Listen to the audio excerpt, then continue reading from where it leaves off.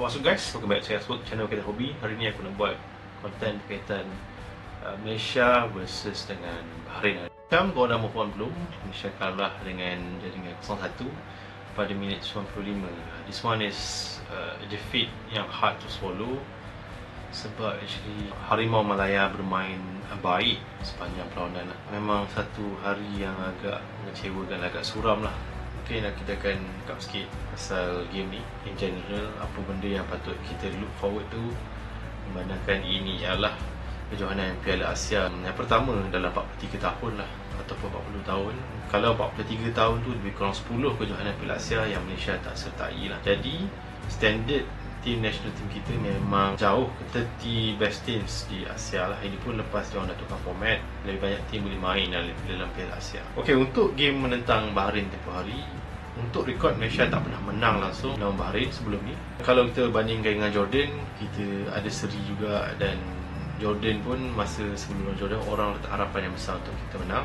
Jordan tu pun sebelum perlawanan tu diorang dah friendly lawan Spain, dah pernah lawan Jepun. Walaupun dia orang kalah, tapi experience tu adalah satu benda yang mahal lah. Dan bila dia lawan tim yang kurang berpengalaman macam kita kena titik 4-0 lah. Itu pun orang marah sebab taktikal dan cara permainan Harimau Malaya. Aku tak terkecuali antara orang yang rasakan sepatutnya Malaysia boleh bermain lebih baik menentang Jordan. Aku buat video last week. Tapi minggu ni Malaysia dah main lebih baik, jauh lebih baik, tapi still kalah dengan jaringan 0-1 lah. Jadi kita nak bercakap sikit apakah sebenarnya benda yang kita boleh bincang lah. Ini benda yang dalam macam range yang boleh diperkatakan lah. Kalau nak cakap benda-benda yang macam ganti Kipangon ke, ataupun kita kena ada player yang macam ni, that one is out of our reach. Okay, perlawanan Malaysia menentang Bahrain, possession Bahrain ialah 66.2%, Malaysia cuma 33.8%. Shot on goal Bahrain 3, Malaysia 1. Shot attempts Bahrain 13, Malaysia cuma 4. Yellow card Bahrain 1, Malaysia 2. Corner kick Bahrain 7, Malaysia 1, termasuk gol di minit 95. Dan terakhir sekali adalah save Malaysia, key save Malaysia 2 dan Bahrain 1. So Bahrain pakai formation 4-2-3-1, berbeza dengan Malaysia menggunakan formasi 5-4-1, ataupun lebih kurang macam game lepas, tapi defensive line dia lebih rendah sebabkan wingback kita bermain di lapisan 5 defender. Okay, aku cerita di situ, nak cerita pasal player. Aku malas nak sebut sangat tactical misalnya. Kalau kita tengok game tu, first half Malaysia main sangat baik lah, sebenarnya bagi nampak aku lah. Aku merasakan bahawa banyak chances dilepaskan oleh Arif Aiman lah pada awal permainan. Buat Fazal Halim masa mula-mula tu banyak chances dia pass. Ada satu bola yang aku kira dia patut boleh make shot dan dipas ke post 9 kita, iaitu Paulo Josue lah, dan fumble bola tu. Ada satu play yang aku rasa sangat menarik ialah bila Paulo Josue berada di belah kiri, dia buat satu lencongan yang aku rasa world class lah. Between two defender ada Arif Aiman, tapi Arif Aiman bukanlah finisher yang terbaik lah. Dia dah cuba, tapi mungkin ada sedikit kekurangan dari segi fizikal sikit banding dengan defender Bahrain. Jadi dia tak dapat nak betul-betul finish that cross lah. Sebab agak pelik bila pergi ke kejohanan yang besar, taktikal berubah dengan banyak lah. Pemain utama pun berubah dengan banyak lah. Romelu masuk penonton game tu, yang menjadi satu tanya aku lah, ni personal opinion aku, ialah kenapa Romel tak bermain dengan Paul Josue. Mereka mempunyai connection yang baik di KSTFC, tapi kenapa tak digunakan untuk bermain sekali di peringkat antarabangsa lah. Ini kita cakap pasal country. Aku terkejut kenapa Paulo Josue yang start di bahagian tengah, nombor 9 ataupun false 9, berbanding dengan Darren Lock lah. Sebelum game banyak cakap kata Darren Lock akan start sebagai false 9, bermain serangkai 3 serangan yang biasalah. Fazal Halim di kiri, Darren Lock tengah, dan juga kanan ialah Arif Aiman lah. Ramai orang memberi harapan yang tinggi lah pada tim Malaysia lah, terutama kita ada banyak pemain-pemain yang berpengalaman. Jadi ramai juga yang kecewa sebab kalau kita tak dapat something daripada Piala Asia ni, mungkin menjadi tournament Piala Asia terakhir untuk beberapa player lah. Aku cakap dalam video lepas, aku pelik kenapa pemain yang boleh dikatakan bertukar lumus dalam posisi yang kelaikan tak dipilih lah. Terutamanya bahagian midfield Nazmi Faiz dan juga Azam Aziz lah. Ini dua favourite player mana-mana head coach Malaysia sebelum-sebelum ni. Kalau dilihat zaman Tan Cheng Ho sekalipun, Nazmi Faiz dan juga Azam Aziz selalu menjadi pemain dalam rotation beliau lah. Peliknya kali ni banyak pemain yang dibawa ialah pemain-pemain yang boleh dikatakan tak fit atau match fitness kurang lah. Pemain yang boleh dikatakan kurang minit macam Sumareh. Kemudian yang paling terkenal untuk dia tu ialah Nasor Insa. Agak suka nak cakap pasal benda ni sebab ini berkaitan taktik. Bagi aku, coach dia ada reason dia. Dan kita bercakap lagi lepas, Panggon ni dia ada satu man management yang bagus lah. Dia minta maaf pada akhir game dan cakap salah dia, salah player lah, tactical difference dan lain-lain. Di bahagian tengah pula, Malaysia start dengan Syamil Kuti Abal sebagai pemain nombor 6 ataupun main CDM lah. Seperti bercakap dalam game lepas, Afiq Fazail kurang menyinar dalam position number 6. Kemudian number 8 seperti biasa ialah Stuart Wilkin lah. Stuart Wilkin dalam game lepas dia menyinar dalam segi contribution terhadap permainan Malaysia ketika kalah 0-4 menentang Jordan. Matt Davis kembali ke sebelah kanan berbanding dengan duduk di back 3 dan Kobe On di belah kiri lah. Tapi mereka bermain lebih deep. Dari 5 defender, di tengah ada Syarul Saad, antara pemain yang paling kerja keras dalam game tu. Kemudian ada John Poole, class player yang dah main Champions League, yang ada dalam kita punya line up. Dan seterusnya bagi aku ialah man of the match untuk game tersebut, iaitu ialah Dominic Tan. Walaupun dia kerap dikritik dalam beberapa siri kejohanan yang lepas, Dominic Tan bermain dengan penuh energi lah sebagai keeper, dan tentulah dia ever present. Shihan Hazmi lah among the two keeper. Aku rasa Shihan bermain lebih baik lah berbanding keeper counterpart lah. Boleh dikatakan game ni tak bernasib baik untuk kontijen Harimau Malaya lah. Bahrain duduk di tangga 80 dalam dunia dan Malaysia duduk di tangga 132. Kalau Malaysia menang, dah tentu akan mengaitkan kita punya counterpart dia lah. Dan kalau seri sekalipun, pasti akan memberi sedikit bittersweet lah pada mereka. Terutamanya ada banyak juga negara yang pandang rendah kepada kemampuan tim kita. Kita ingat dulu seri persahabatan menentang China. Kita seri dengan China dan fan China minta Football Federation diorang atau Football Association diorang pulangkan duit balik sebab merasakan Malaysia ni tak layak seri dengan diorang. Dan kalau kita lihat lagi, Arab Saudi tak nak adakan perlawanan persahabatan menjelang Piala Asia tempoh hari. Sebelum Piala Asia bermula itu, Arab Saudi tak nak buat friendly dengan kita sebab risau kita akan jadi opponent dia di knockout atau di second round lah. Di second round. Jadi menunjukkan Malaysia ni ada potensi. Cuma satu benda yang aku nak cakap dalam game ni adalah satu, expectation. Kedua ialah experience. Dua ni sangat penting. Dan yang ketiga ialah form dalam match. Form sangat-sangat penting, perlu dicakapkan. Aku tahu ramai orang buat video, ada yang hentam, kecewa, ada yang puji, ada yang mengharapkan lebih baik dan lain-lain. Tapi aku nak cakap tiga benda ni. Pertama ialah expectation. Fan Malaysia ni boleh dikatakan bukan kaleng-kaleng lah. Kita nak, kalau boleh nak pergi second round, kita nak tengok Malaysia bermain lebih baik. Dan fan Malaysia sebenarnya tahu tim Harimau Malaya boleh main lebih baik lah. Tapi ini ialah aku cakap tadi, ialah competition yang pertama untuk Harimau Malaya dalam tempoh 43 tahun. Jadi dah 10 edition Malaysia tak pergi secara merit. Kita kira yang 2007 tu kita masuk sebagai tuan rumah. Dalam edisi 2007 kita di belasah teruk. Kalau diingat balik, 2007 tu boleh dikatakan antara turning point Harimau Malaya melalui satu revolusi lah. Kalau kita ingat zaman tu ada My Team 2006. Kemudian tim pelapis-pelapis kita dihantar ke banyak liga luar. Dan daripada situ ada sedikit investment yang membuahkan hasil lah. Dan kita menang Sukan C, kita menang AF Suzuki Cup. Jadi dah jadi satu ada satu expectation lah dalam fan lokal yang nak tengok tim Malaysia ni dah mula menyinar di peringkat antarabangsa lah. Kita semua sedia maklum, orang Malaysia ni minat bola. Kita ni lah football man nation.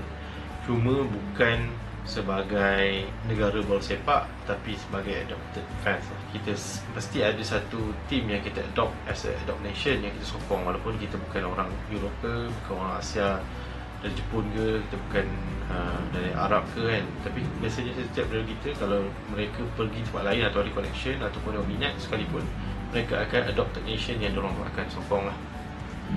Begitu juga dengan liga utama Europe, misalnya Liga PL. Pasti di antara kita ada tim yang kita sokong lah secara tak langsung, sebab itu adalah sebahagian daripada social norm dalam dalam masyarakat kita, setiap minggu kita tengok bola pada usia muda, zaman kita belajar dulu, lepas tu kita main fantasi dan lain-lain, Liga Itali ke, Liga Spain ke, dan lain-lain lah. Jadi ini dah jadi kebiasaan. Cuma bila ada sedikit revolusi bola sepak, tim bertambah kompetitif, jadi negara kita ada tempias lah.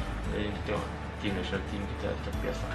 Itu expectation lah, kita cakap expectation. Jadi mungkin sebab kita biasa tengok tim luar, kita sokong tim luar, tak bermakna kita boleh ada satu expectation yang sangat-sangat tinggi pada Harimau Malaya lah. Sebab aku merasakan bahawa Harimau Malaya ni perlukan lebih masa, perlukan lebih banyak pertandingan kompetitif untuk boleh bersaing di peringkat Asia lah.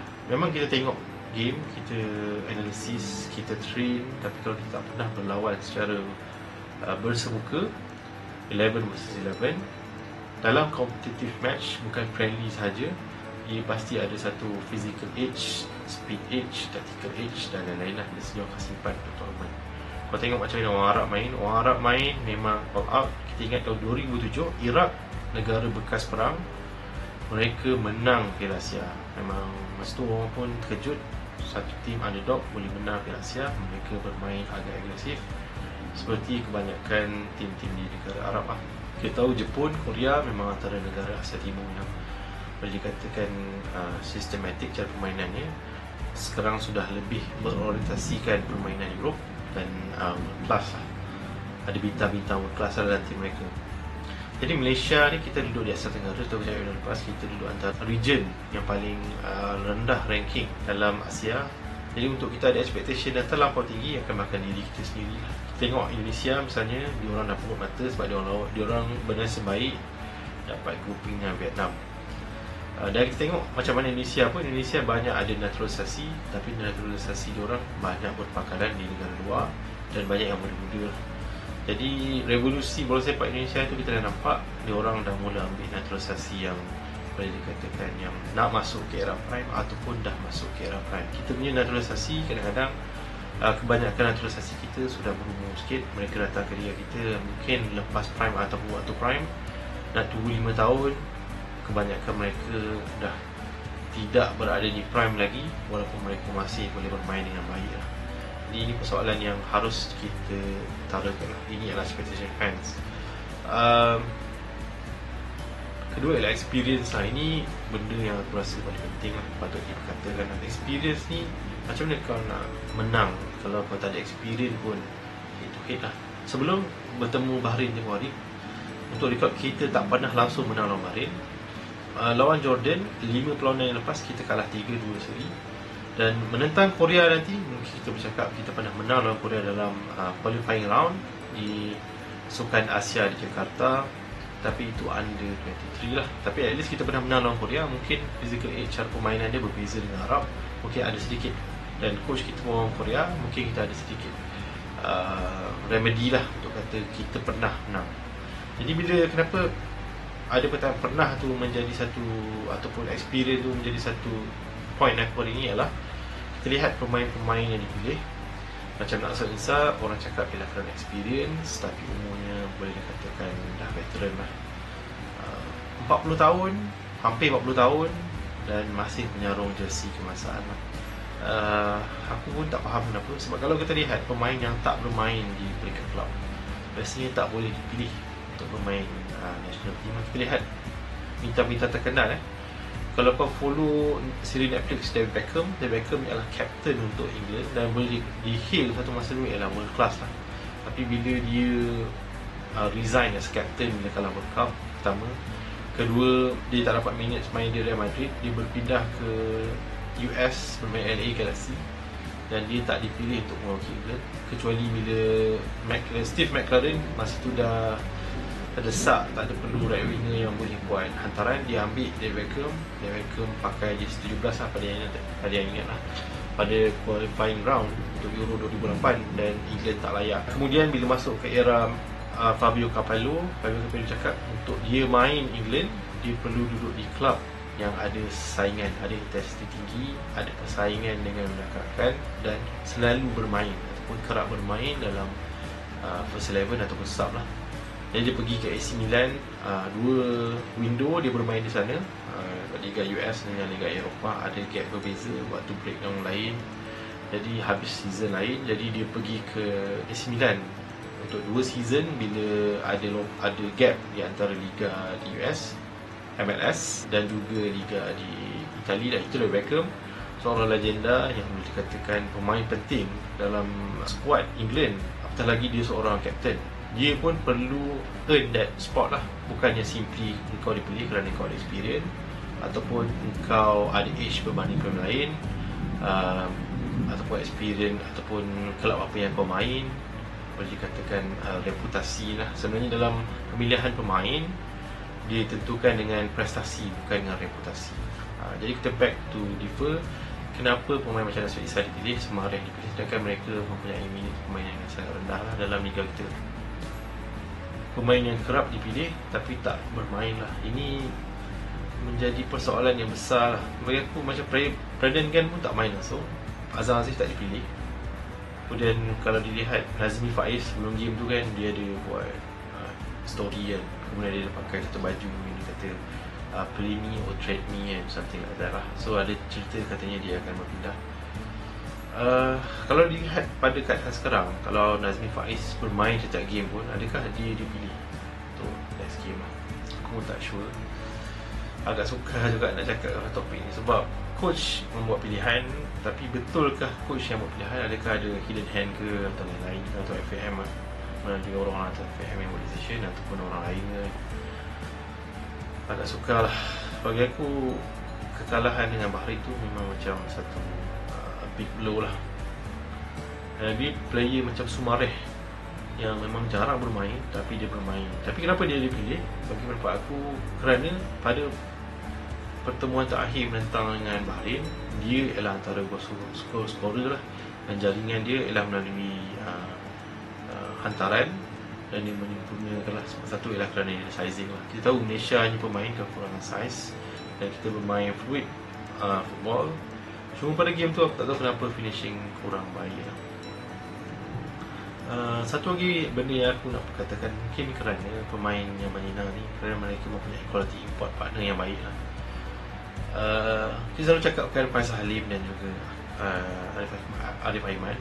Arif Aiman ni dia bermain di JDT dengan 2 striker yang aku kira hebat lah, atau kita bercakap 3 striker yang hebat lah. Satu ialah striker yang dah left JDT, iaitu Diogo ni pemain yang memang sangat bijak lah. Cara pemain dia kemas, cara dia buka gap, buka space untuk pemain lain, membolehkan pemain-pemain yang bermain dengan dia lebih banyak menjadikan bola. Kita tengok macam mana Pawi sebelum ni pun menyelah bila bergandingan dengan Diogo. Begitu juga dengan Arif Aiman lah. Kemudian ada Forestieri dan juga Paxson. Lagi 2 pemain ni tak payah dicakap lah. Untuk liga kita, kira dia orang ni memang outstanding lah. Mungkin itu kenapa Arif Aiman agak struggle. Lagi dia diberi limelight yang sangat luar biasa lah untuk pemain Malaysia. Kita dah lama tak pergi Piala Asia, tapi limelight yang diterima oleh Arif Aiman ni agak tinggi. Kalau nak kata pula dengan Faizal Halim dah bermain dengan banyak tim. Kalau lihat dulu dia main dengan Pang, Terengganu, kemudian Selangor lah, 3 tim terbaru ni. Dan selepas walaupun Terengganu layak ke Piala AFC, dia pindah ke Selangor dan cakap kali ni dia nak main di Asia tahun depan, pernah tahun lepas tak dapat. Mungkin itu adalah satu disadvantage, age yang dia tak ada, sebab dia tak ada experience bermain di Asia lah. Untuk game menentang Korea, boleh dikatakan Harimau Malaya dah out lah. So tak ada harapan scoreline apa-apa. Harap Harimau Malaya bermain dengan baik, fans ambil 1-2 experience. Kalau boleh execute, cuba execute. Cuba bermain dengan kesebelasan terbaik dan juga sub yang terbaik. Kita bawa ramai player, berkata beri minit kepada mereka yang regular sebelum ni tak diberi peluang untuk menina pada 2 game pertama lah. So bulan 3 nanti kita akan ada pertandingan kompetitif lain, iaitu kelayakan Piala Dunia second round menentang Oman, itu pada 21 Mac. Dan kedua ialah second round dia ialah timbal balik dia ialah pada 26 Mac lah. Jadi bolehlah aku katakan Piala Asia ni mungkin ialah tempat skuad Harimau Malaya menimba pengalaman pertama. Kedua ialah sparring match menentang Oman lah. Manakala Oman tu dengan ranking lebih rendah, dan kita pun tak tahu Oman tu siapa. Kita anggap mungkin negara yang bila pergi ke kelayakan Piala Dunia, mungkin kita anggap Malaysia pasti boleh menang. Bagi aku, Oman tu ialah test yang sebenar, manakan ini ialah Piala Asia yang pertama untuk Malaysia dalam 43 tahun. Jadi eloklah kita ambil experience dan bawa ke pemain kompetitif dan ke qualifying round yang kompetitif lain lah. Tahu kalau kita layak ke posisi yang ketiga, peluang untuk ke Piala Asia yang seterusnya lebih mudah lah. Oman bukan satu tim yang mudah, diorang satu tim yang kuat lah. Kalau kita ingat balik, tim yang boleh mencabar JDT dalam cup matches ialah KL City FC lah. Diorang menang ADC Piala Malaysia yang ke-100 pada tahun 2021. Kemudian season ni mereka hampir mengejutkan JT sekali lagi dalam final Piala FA bila diorang drag ke overtime lah, tapi Hong Wan mencetak gol membolehkan JT menang lah cup tersebut. Dan kalau kau ingat balik season 2022, KL City FC pergi ke final AFC Cup yang diadakan di Malaysia, iaitu di Kuala Lumpur lah. Patutnya di Seri Ceras tapi dia pindah ke Stadium Jalil dan kalah 0-3 mentang Al-Sip. Al-Sip tu ialah juara Liga Oman. Jadi untuk kau meletakkan Oman tu macam, Oman tu bukan satu tim, satu pasukan, satu negara yang lemah, dan mungkin Piala Asia ni ada hikmah juga. Mungkin ialah satu experience ground untuk tim kita supaya lebih bersedia lah. Kita tahu experience tu yang membuatkan perbezaan lah. Minit 94 tu akhir sepak bola menyebabkan corner. Kalau experience lebih tinggi, mungkin dia akan sepak ke atas. Kita salahkan dia, ini adalah experience. Sangat berbeza antara main yang selalu regular dalam Asia Cup dengan first timer macam kita dalam 43 tahun lah. So dari sini aku punya konten pasal game Malaysia vs Bahrain. Harap korang dah move on dan subscribe kat channel ni kan. Kalau pun nak cakap banyak lah. Like, comment and share, and hopefully see you guys in the next one. Peace.